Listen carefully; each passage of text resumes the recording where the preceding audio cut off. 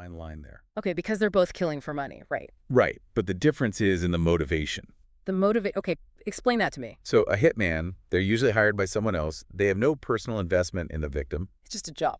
Exactly. Yep. But a serial killer, their motivation comes from within. It's driven by their own twisted desires. So it's about fulfilling their own needs, not someone else's. Exactly. That's what sets them apart. Okay, that makes sense. So finally, we have the power control type. Power control, the classic. Yeah, the one we see all the time in movies and TV shows. The one who needs to dominate, to feel superior. Exactly. And the Wikipedia page says this type is often rooted in feelings of inadequacy. Yeah, like they're trying to overcompensate for something. And they often use violence and manipulation to assert their dominance. Right. It's all about control, having the upper hand. Ted Bundy fits this profile perfectly, right? Bundy, yeah. He's the textbook example. The way he chose his victims, the way he controlled them, it was all about power.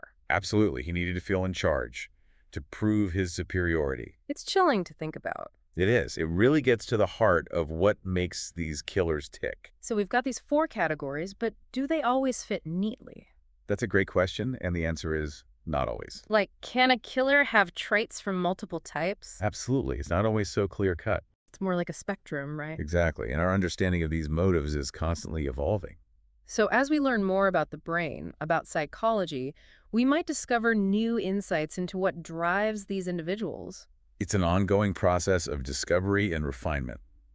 This whole deep dive is really making me think, and it's a bit unsettling, to be honest. I get it. It's heavy stuff. But it's also fascinating. Like, how can someone be a monster in the shadows and then live a seemingly normal life? The mask of sanity is one of the most disturbing things about serial killers. They have families, jobs, friends, but then they go out and commit these horrific acts. It's like they have this compartmentalized existence. Yeah, and it shows how evil can really hide in plain sight. It's a chilling thought, but an important one to remember. Okay, so we've covered a lot of ground here, but there's still more to explore. Oh yeah, we're just getting started. We've talked about motives, but now let's dive into the investigations, the methods used to catch these guys. The cat and mouse game, the pursuit of justice. Exactly, and it's a fascinating world, so stay tuned for the final part of our deep dive.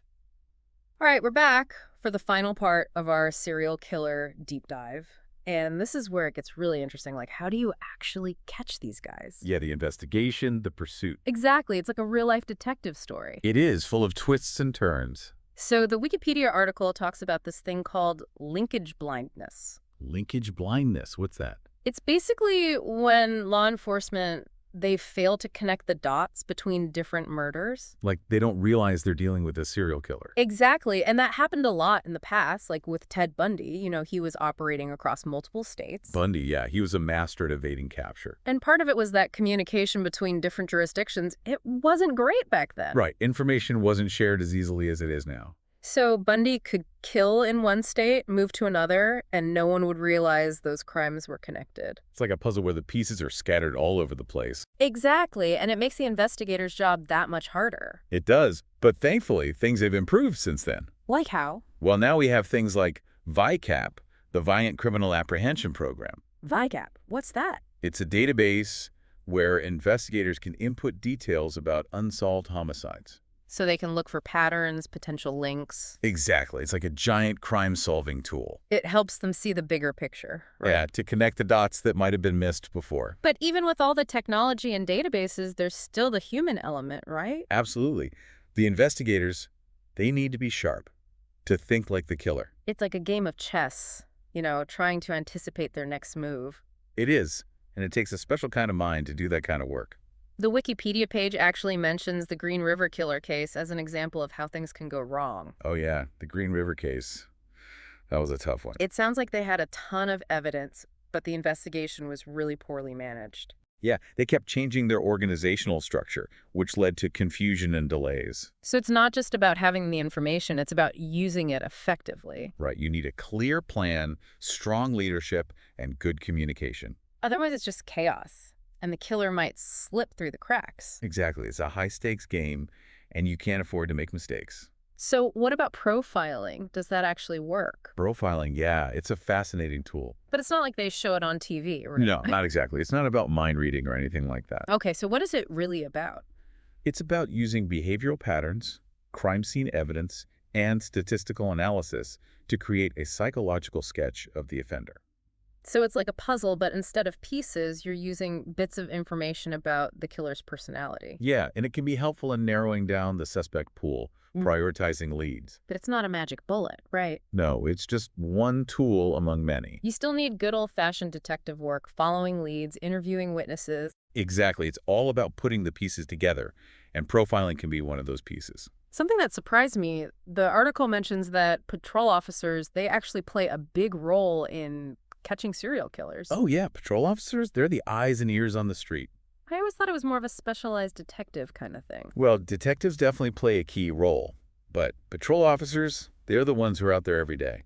They might be the first to encounter a killer, even if they don't realize it. Right, during a traffic stop, a domestic disturbance call, anything. So it's crucial that they're aware of the patterns, the warning signs. Absolutely. It's about creating a network of awareness, a collective vigilance. It takes a village to catch a serial killer, right? It does. It's a team effort. This deep dive has been pretty heavy, but really insightful. Yeah, we've covered a lot of ground. And it's scary to think about how these killers can operate for so long undetected. It is, but it's important to remember that they're still relatively rare. But even one serial killer is one too many, right?